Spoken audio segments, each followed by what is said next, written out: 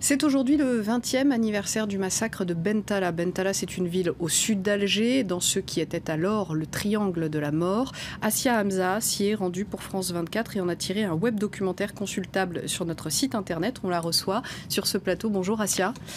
Alors tout d'abord, rappelez-nous, qu'est-ce que c'est le massacre de Bentala ? Donc dans la nuit du 22 au 23 septembre 1997, de 22h30 à 4h du matin, deux quartiers de cette petite ville ont été ciblés par un commando djihadiste.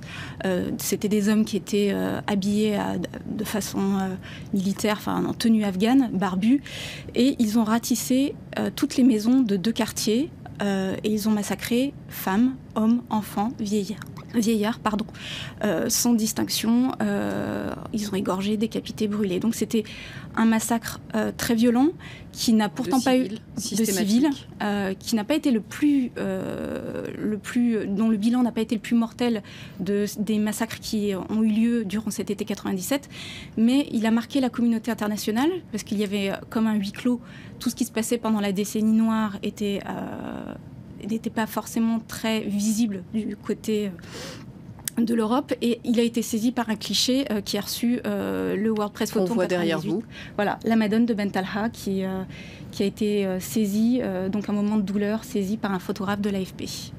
Alors, vous êtes allé à la rencontre pour votre web documentaire des témoins, des survivants de ce massacre. Comment est-ce qu'ils vivent aujourd'hui ? Alors aujourd'hui, ils sont tiraillés entre l'envie de tourner la page et l'impossibilité de le faire, puisqu'ils vivent avec des vieux démons. Il y a encore beaucoup de syndromes post-traumatiques.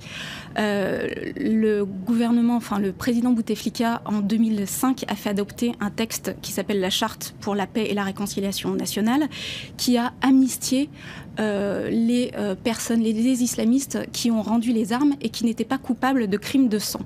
Or, aujourd'hui, de nombreuses familles se sentent un petit peu lésées, flouées, parce qu'elles auraient voulu que les bourreaux soient traduits en justice. Donc on leur a demandé de pardonner, mais aujourd'hui, elles ne peuvent pas pardonner parce qu'elles auraient voulu avoir des réponses.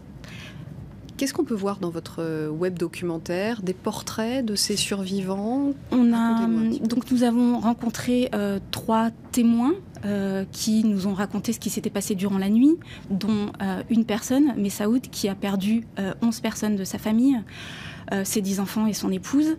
Et nous avons aussi rencontré des médecins, des associatifs qui ont pris en charge les victimes au lendemain de la tuerie.